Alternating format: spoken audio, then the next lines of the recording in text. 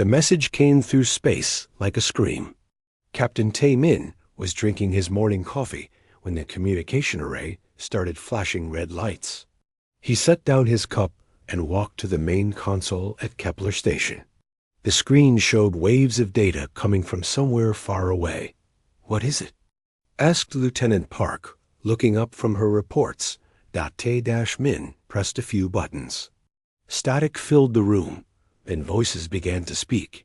But these were not human voices.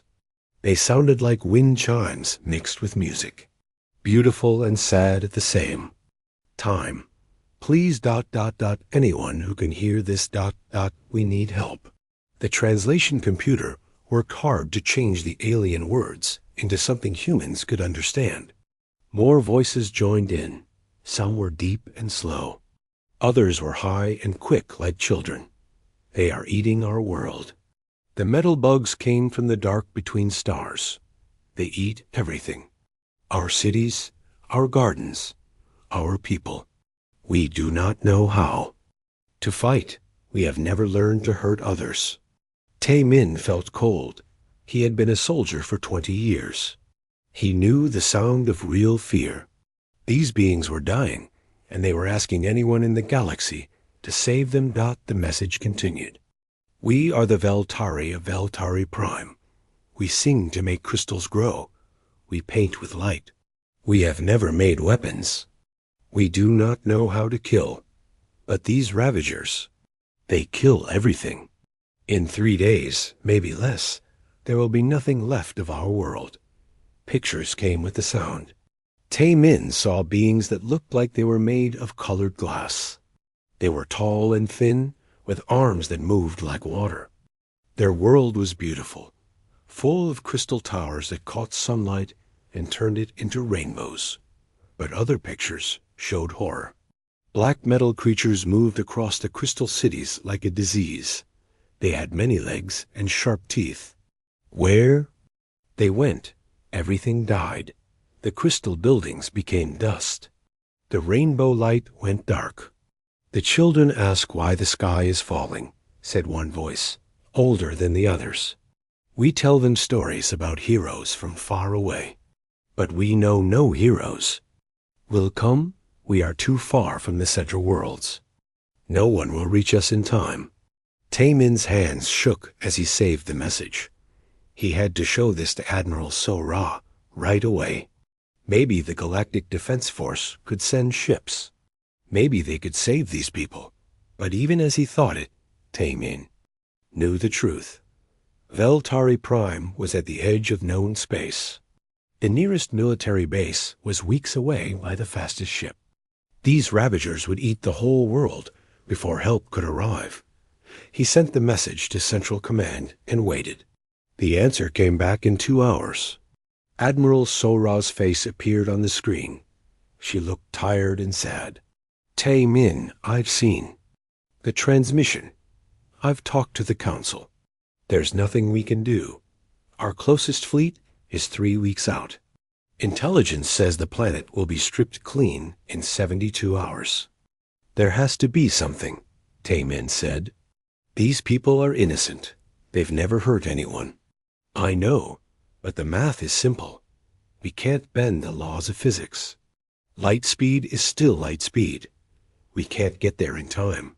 Tae-min stared at the screen after So-Ra signed off. He thought about the voices in the message, the children asking why the sky was falling, the old ones telling stories about heroes. Then he remembered something. A classified report he had read months ago. Something about a new species found at the rim of the galaxy. Deathworlders, they called them. Beings from a planet so dangerous that just living there made them into killers.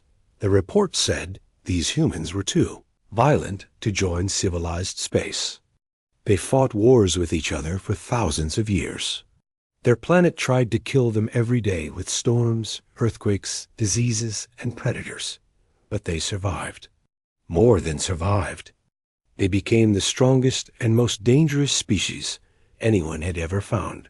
The Galactic Council had put them under quarantine while they decided what to do. Most wanted to keep them locked away forever. Some said they should be watched and studied. A few thought they might be useful someday. Taemin pulled up star charts on his computer. Earth was much closer to Veltari Prime than any galactic defense force base.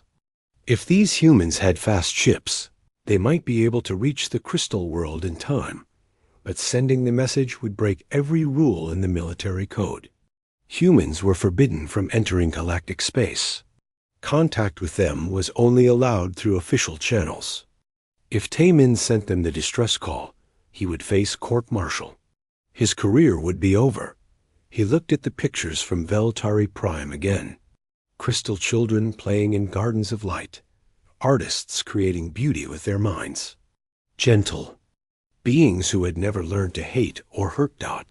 Then he looked at the pictures of the Ravagers. Metal death spreading across a peaceful world like acid. Tae-min made his choice. He opened a new communication channel and entered the coordinates for Earth. His fingers moved across the keyboard, routing the Veltari distress call to the Deathworld humans. As the message launched into space, Tae-min whispered a prayer to whatever gods might listen. Let them be heroes instead of monsters. Just this once. The transmission would take 18 hours to reach Earth. By then, the Ravagers would have eaten another piece of Veltari Prime. But maybe, just maybe, the most dangerous species in the galaxy would choose to save instead of destroy. Tae-min deleted the record of his transmission and went back to his coffee. It had gone cold, but he drank it anyway. All he could do now was wait and hope that monsters could sometimes be heroes. Admiral Dongwu was reading reports about grain shipments when the priority alert came through. The sound made everyone in Earth Defense Command look up from their work. Priority alerts meant someone was shooting at Earth, or an asteroid was about to hit them, but this was different. The message came from deep space, from a part of the galaxy humans had never seen. The computer systems worked hard to clean up the signal. When the translation finished, Dongwu felt his blood turn cold. Play it again, he told the technician. The beautiful, sad voices filled the command center. Pictures of crystal beings, and their dying world appeared on the main screen. Everyone stopped working to listen. By the end, some of the staff had tears in their eyes. "Sir, how did this reach us?" asked Colonel Jin Su. "We're not supposed to receive communications from galactic space." Dongwu checked the routing data. Someone had sent this message to Earth on purpose. Someone had broken the rules to ask for help from the species everyone called too dangerous to trust. "Get me President Mi-young on secure line," Dongwu ordered, "and call an emergency meeting of the Joint Chiefs. We need to talk about this right now." Within an hour, the top military leaders of Earth were sitting around a table in the Pentagon. The Veltari message played 3 times. Each time, the room got quieter. General Hyan-woo spoke first. "We can't do anything about this. The Galactic Council has forbidden us from entering their space. If we send ships, they'll consider it an invasion." "Those people are going to die," said General Yoon-ji. She had been part of the first contact team when aliens found Earth. "I've met beings like this. They're artists, not fighters. They create beauty instead of weapons. They've never hurt anyone in their entire history. That's not our problem." Hyan-woo replied, "We have to think about Earth first. If we break the quarantine, the galaxy might decide we're too dangerous to let live. They could destroy our whole planet." Admiral So-young from the Navy looked at the pictures on the screen. "How far is Veltari Prime from Earth?" 16 days by our fastest ship," answered an aide. "The new Seoul-class vessels could make it in 12 if they pushed the engines hard." "The message says they have 3 days at most," said Air Force General Kyung-won. "Even if we left right now, we'd be too late." Dongwu had been quiet, but now he stood up. "Show me the technical data on these Ravagers." The computer displayed what little information the Veltari had sent. The metal creatures looked like a mix of machine and insect. They reproduced fast and ate everything they touched. Conventional weapons seemed to slow them down, but not stop them. They've killed civilizations before, Dongwu said, reading the data. Dozens of worlds. The galaxy has been fighting these things for years, and they keep losing. Because they fight like civilized beings, said Commander Ba Ram from Special Operations. They follow rules. They try to minimize damage. They worry about public opinion and diplomatic consequences. Everyone looked at her. She had been part of the team that ended the Amazon conflict by methods the UN preferred not to discuss in public. You're saying we should fight dirty, General Yunji sighed. I'm saying we should fight to win, Balram replied. These ravagers are like any other pest. You don't negotiate with cockroaches. You don't try to relocate termites. You kill them all. President Mi-young had been listening through the secure video link. Now her face appeared on the main screen. What would we need to mount a rescue mission? One ship, Dongwu said. The Soul's Fury is our newest and fastest. We could load it with volunteers and experimental weapons. But Madam President, this would be a one-way trip. Even if we save Veltari Prime, we might not be allowed to come home. Because the galaxy will see us as the monsters we really are, General Haiyan Wu added. We'll prove that humans are too. Dangerous for civilized space. The room went quiet. Everyone knew the choice they faced.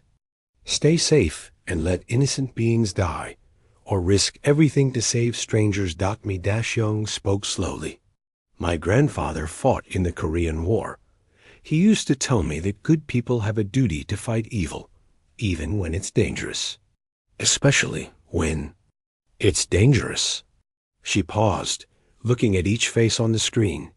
These Veltari didn't ask to be attacked. They didn't do anything wrong. They're dying because something evil decided to eat their world. If we do nothing, we're not protecting Earth. We're just being cowards. The political consequences could be severe, warned the Secretary of State through another video link. Let me worry about politics, Mi-young said. The question is simple. Can we save them? Dongwu looked at his staff. Commander Bao Rem nodded. Give me a mixed unit of Marines, SEALs, and Special Forces. People who volunteer, knowing they might never see Earth again. We'll need the new plasma weapons and the experimental bio-warfare gear. That equipment hasn't been fully tested, Colonel Jinsu pointed out. Then we'll test it on alien bugs, Bo-Ram replied with a cold smile. Mi-young made her decision. Launch Operation Shepherd. Send our best people and our best weapons. Show the galaxy what humans do when innocents are in danger. And if the Galactic Council declares war on us? General Haiyan Wu asked.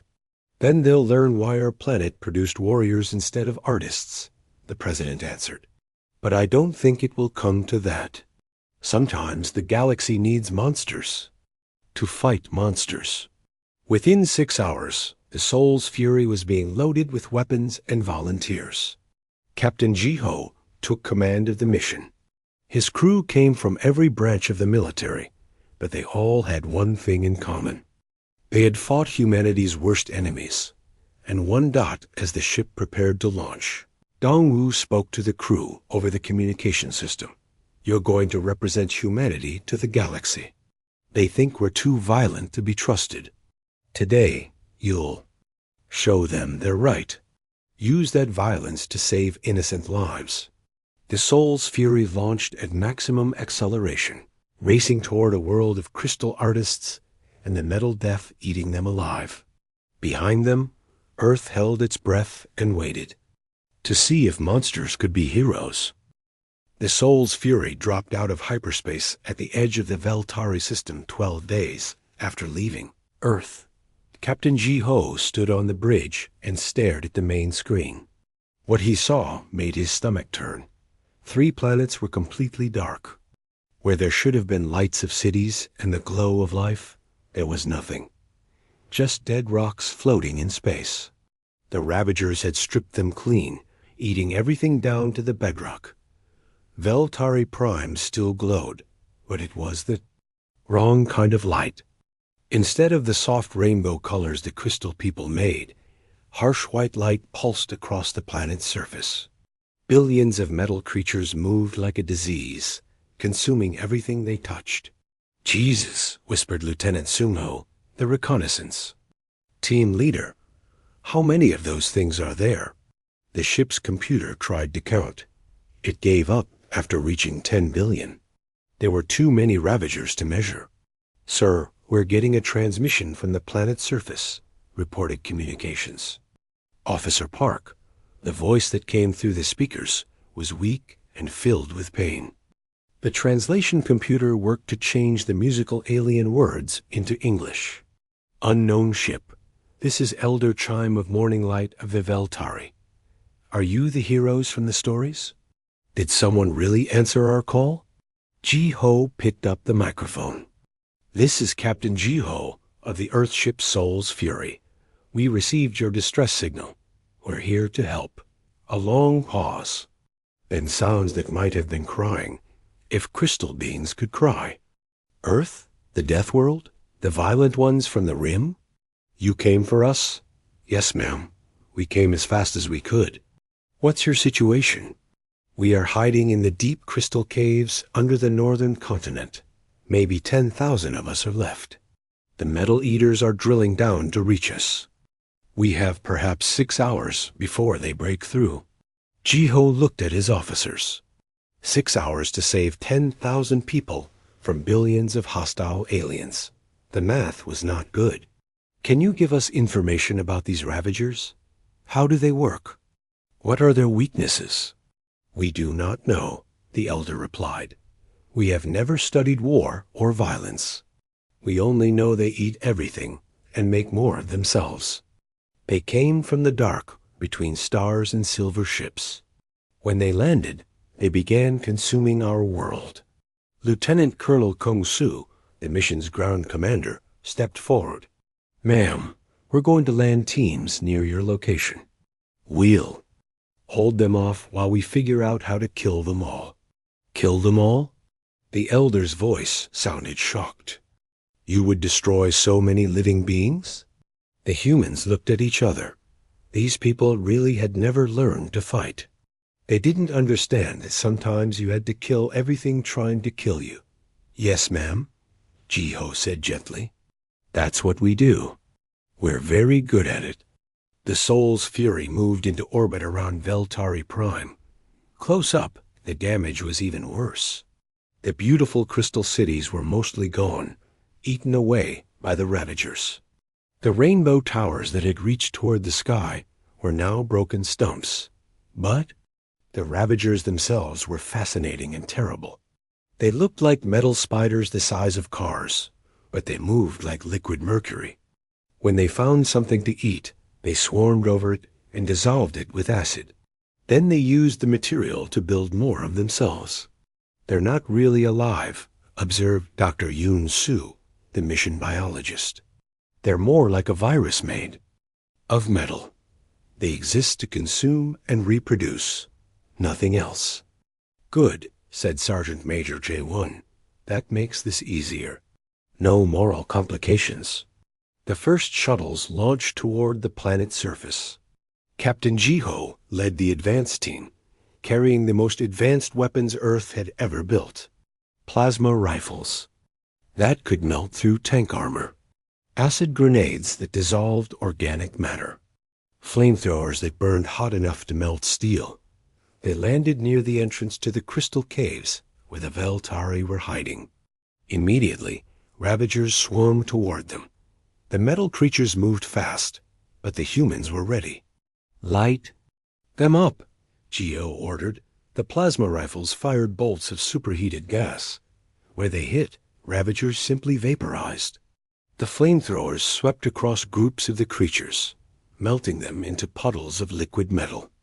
Acid grenades dissolved their legs, leaving them writhing helplessly.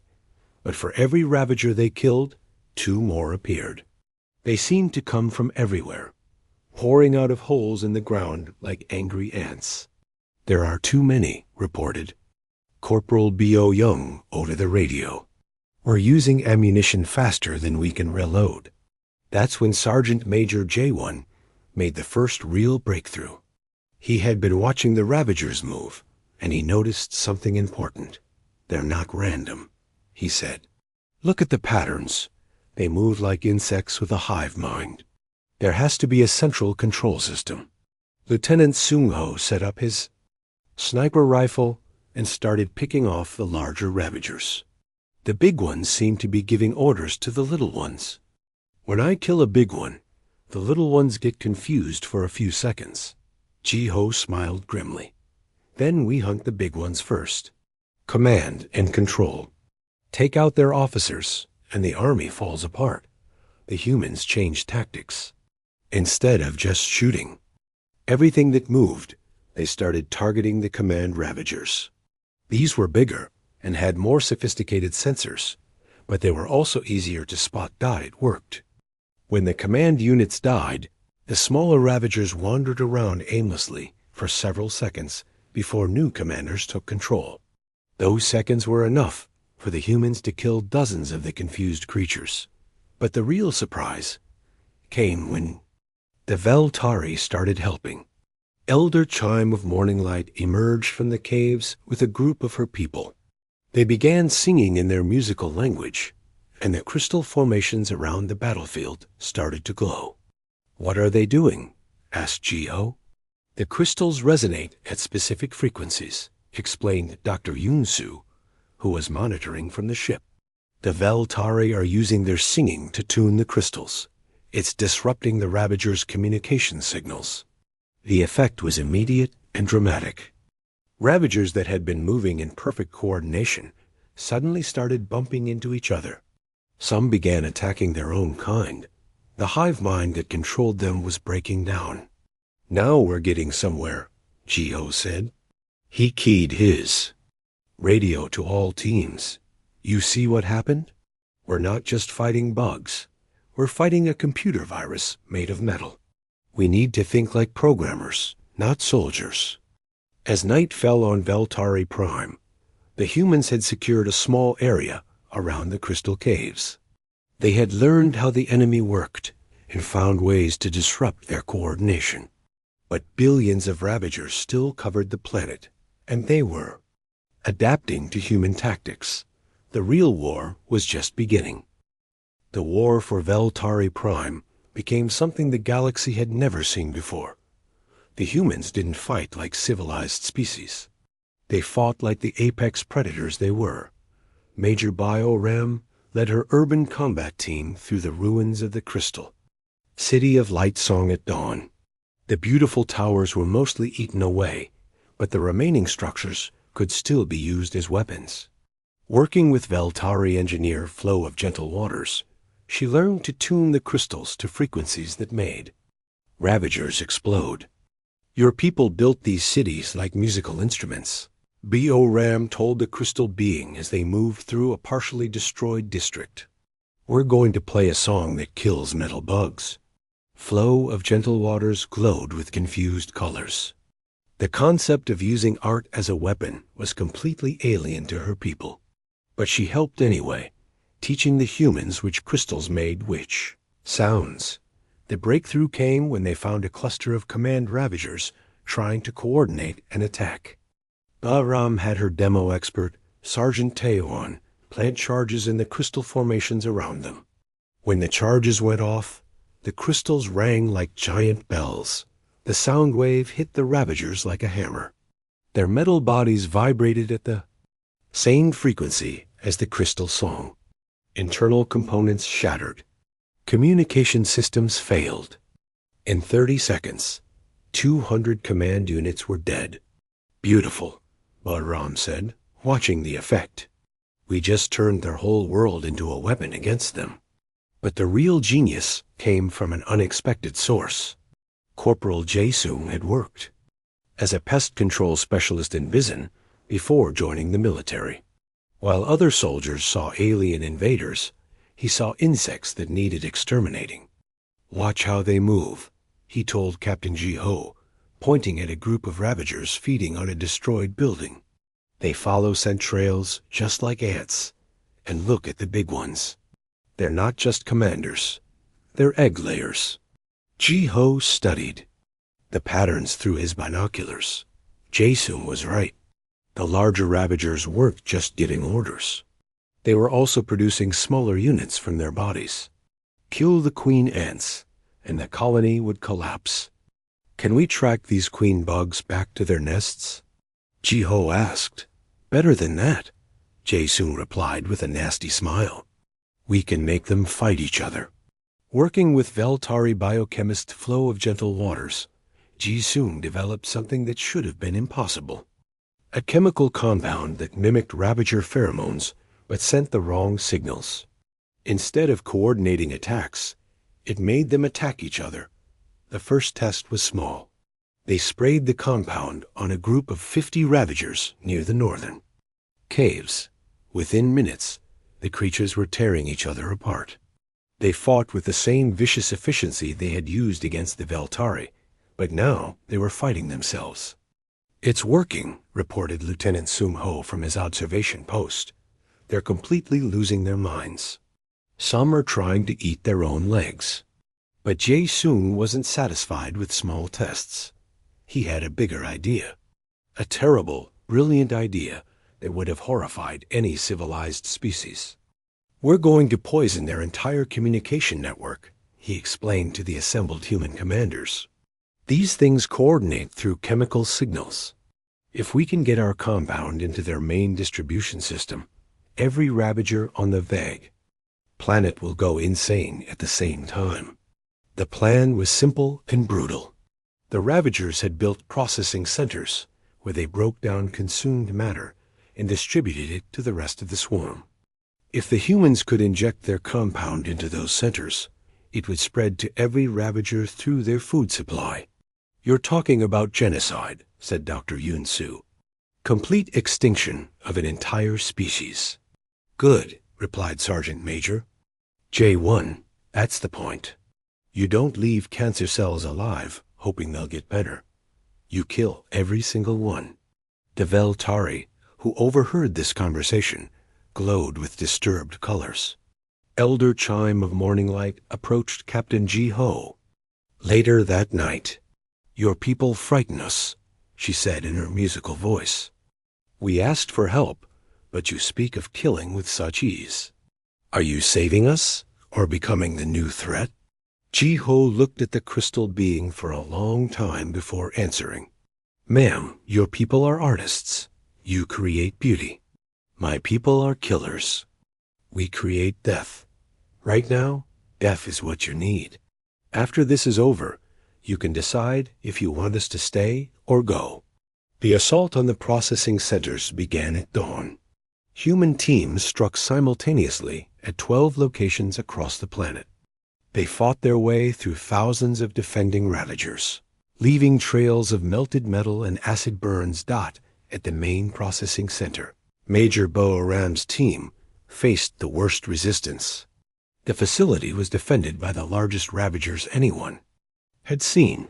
Some were the size of trucks, with armor plating and weapon systems grown from consumed military equipment. These things are learning, reported Corporal Min-ho, as a massive ravager fired missiles at their position. They're using our own weapons against us. Then we use theirs against them, Bo-Aram replied. She signaled to Sergeant Tae-hwan, who detonated shaped charges under the facility's support columns. The entire processing center collapsed, crushing hundreds of ravagers under tons of their own construction. In the chaos, Jae-sung reached the main distribution tank and dumped his compound into the flowing stream of processed matter. Package delivered, he reported. Now we wait and see if bugs can go crazy. They didn't have to wait long. Within an hour, ravagers across the planet began attacking each other. The orderly swarms dissolved into chaos as creatures that had worked together for months suddenly saw each other as enemies. From orbit, the Soul's Fury watched the madness spread. Billions of Ravagers turned on themselves in a planet-wide civil war. The humans had taken the enemy's most dangerous weapon, their coordination, and turned it into their greatest weakness. "Sir," reported the sensor operator, "we're detecting massive explosions across the southern continent. The Ravagers are using heavy weapons against each other." Captain Ji-Ho nodded grimly. "Good. Let them finish the job for us." But even as victory became certain, the humans continued their systematic extermination. They hunted down isolated groups of Ravagers. They destroyed every nest and breeding facility. They used orbital bombardment to sterilize entire regions. When Elder Chime of Morning Light asked why they continued killing when the enemy was already defeated, Ji-Ho gave her an answer that would haunt her people for generations. Because leaving, even one alive, means this could happen again. We don't just win wars, ma'am. We end them forever. 3 weeks after the last Ravager died, Veltari Prime was finally quiet. But it was not the peaceful quiet the Crystal people remembered. It was the silence of a world that had been sterilized. Captain Ji-Ho stood in what used to be the city. Of morning bell chimes, watching his teams finish their work. Every surface had been sprayed with chemicals that would kill any remaining Ravager cells. Every piece of metal had been scanned for signs of the alien virus. Every crater had been filled with compounds that would poison anything trying to rebuild. Humans worked with the same methodical efficiency they had shown in battle. They took no chances. They left nothing to luck. If even a single Ravager cell survived, it could start the whole nightmare over again. "Sir, the final sterilization sweep is complete," reported Major Balaram. "We've covered 97% of the planet's surface. The remaining 3% is ocean, and we've dumped enough poison in there to kill anything that might be hiding." "What about the underground areas?" Ji-Ho asked.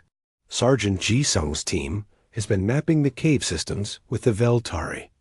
They're using sonic charges to collapse any tunnel that might hide Ravager remnants. It's ugly work, but it's thorough." Ji-Ho nodded. Ugly work was what humans did best. The galaxy was about to learn that lesson. Admiral So-Ra's fleet had arrived 2 days ago. She came expecting to find refugees to evacuate and a planet to abandon. Instead, she found a fully secured world and humans calmly filing incident reports. Now, she stood with Ji-Ho on a hill overlooking the ruins of the Crystal City. Her expression was carefully neutral, but he could see the fear in her eyes. "Your methods were effective," she said finally. "They worked," Ji-Ho replied. "The Veltari are alive. The Ravagers are extinct. Mission accomplished. But the cost," So-Ra whispered. "You've destroyed ecosystems that took millions of years to develop. You've poisoned rivers and burned forests. You've turned a garden world into a wasteland. Better a living wasteland than a dead paradise," Ji-Ho said. "The Veltari can rebuild their cities. They can't come back from extinction." A group of crystal beings approached, led by Elder Chime of Morning Light.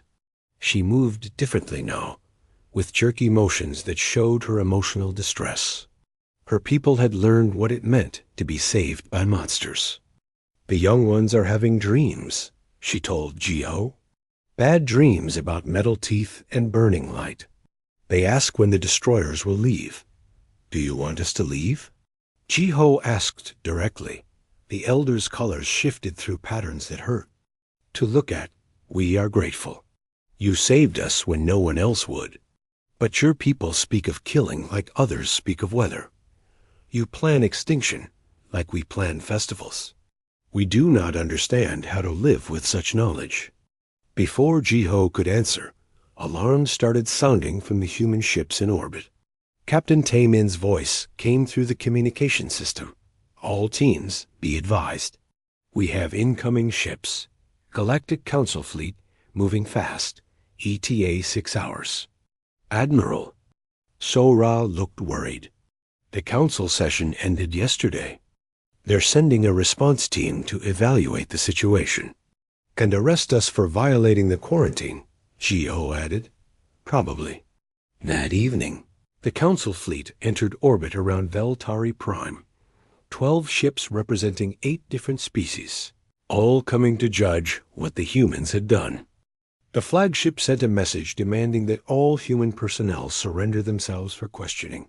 President Mi Young's response came through quantum communicator. Her image appeared on screens throughout both fleets. Council Chairman Velshara, I address you and the assembled representatives of galactic civilization. 3 weeks ago, innocents called for help. Your response was to debate and delay while they died. Our response was to act. The chairman's tentacled face appeared on another screen. You violated the quarantine. You entered our space without permission. You used weapons banned by galactic convention.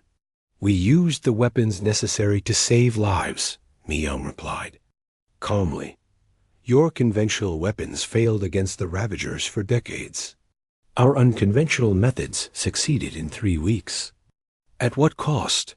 We've seen the reports. You've committed genocide. You've destroyed a planetary ecosystem. You've terrified the very people you claim to save.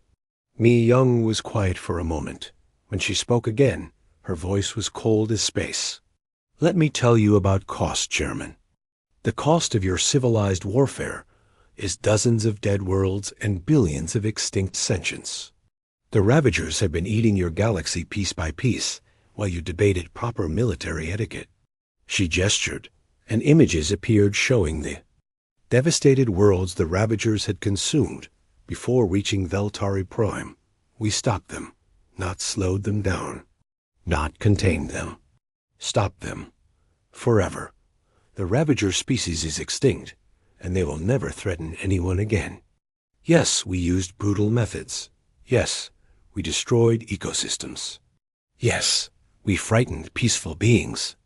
But those peaceful beings are alive to be frightened. You cannot simply decide to exterminate entire species, Chairman Velshara protested. We didn't decide anything, Mi-Young replied. The Ravagers decided when they chose to be a plague instead of a civilization. We just provided the cure. The debate continued for hours, broadcast across the galaxy. Some species condemned the humans as monsters. Others quietly admitted they were grateful someone had finally ended the Ravager threat. In the end, the decision came down to the Veltari themselves. Elder Chime of Morning Light was asked to speak for her people.